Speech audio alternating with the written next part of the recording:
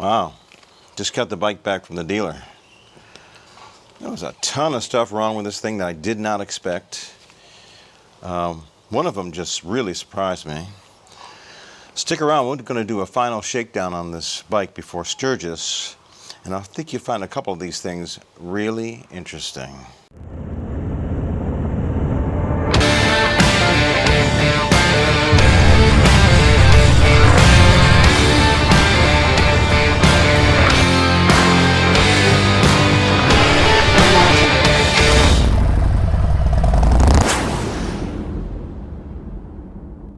Welcome back to the channel, folks. If you're new here, welcome. Glad to have you. If you haven't subscribed to the channel, why don't you do so now? Just hit that little subscribe button and that bell and that like. It'll help a geezer out. So I just got this bike back from the dealer, and man, there was just a lot that I did not expect. First off, I did expect, of course, tires. Right now I'm trying to just wear the new off and get the shine and the slickness off of them. You can see that blue light down there. I have the traction control on. It's also rain control. And it keeps that back tire from slipping, but it also helps in cornering as well, and the anti-lock brake system. But till you wear that new off, I don't know, 50 miles or so, I'm going to leave that thing on.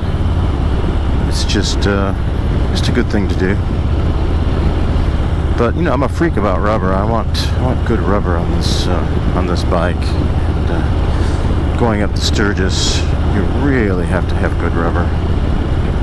There's just great roads there, but lots of curves.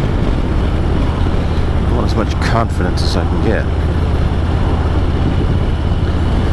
The other thing I had done to this bike is I did have that oil fan temperature control put on it. Down here in Florida, man, you gotta have it. Just it acts like your bike is moving, so it just keeps that oil cool. I was gonna get the jug fans, but you know what? I trust oil temperature more than I trust air temperature. It's just what I trust more. I want to look at that oil temperature and say, okay, that's all right. It also puts the same oil temperature in the rear jug as it does the front jug. So anyway, I'm going to get to what really surprised me on this bike. I got to the dealer. I wasn't expecting to need new pads. 18,000 miles on this bike, and man, I needed new brake pads. I suppose I could have, bumped. I suppose I could have gone a little bit farther. But I said, I'll go ahead and do it, and then they said I had to flush the brake lines.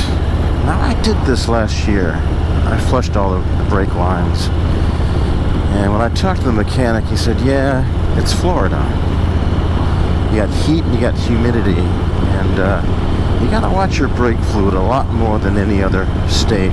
Colder weather, you don't get that, whatever it is, moisture build up in that fluid. So I had them do that again, which I definitely wasn't expecting that. Because I did it last year, they went ahead and gave me that.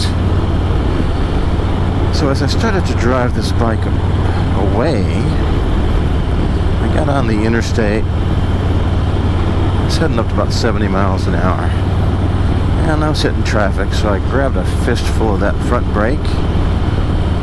Now, normally I do front and rear, that's how I've been taught, but I've been watching videos lately, advanced videos, and they say with this type of braking system, just use the front brake because it'll automatically do the proper adjustment on the rear. So I grabbed a fistful of that front brake, and my front end started to hop up and down. Just vibrations everywhere. I don't think I've ever felt anything like that except for one time. I had 5,000 miles on this bike, and I had that happen, and I brought the bike back. Brand new bike. Warped rotors. Man, I'm thinking, how does a brand new bike get warped rotors? So they went ahead and replaced them, and that was fine until I brought the bike back this time, and I brought the bike back and they said, yeah, you got warped rotors. And I'm like, how the hell does that happen? And why didn't I notice it? Well, brakes can be sneaky things. When something happens gradually, you really don't notice it. It's incremental. So it might be happening a little, but you don't notice it because it's so small, and you get used to it. And right now, well, this bike feels totally different.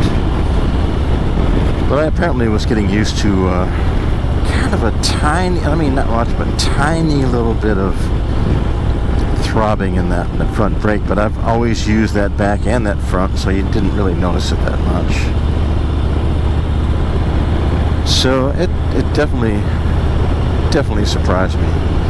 You gotta watch your brakes, even on new bikes. That kind of stuff can just creep up on you. You just don't notice. So I had the entire braking system gone through, pads and fluids, 2 brand new rotors. It's a good thing the rotors are on warranty. I've only got another 3 months worth of warranty in this thing, so I'm trying to push everything. If something's going to go wrong, I want it to be on warranty. But I wonder if Harley had some bad steel, or what the heck was going on with those rotors. But it's one of those things when you got a pretty new bike that you just don't expect. And if you're about to make a trip, I would definitely go to the dealer or your mechanic. Just have them go through it, because there might be some things that you just don't notice. I never would have thought I had to have 2 more rotors, but having the brand new brake pads on there really made it show up. I mean, it was drastic.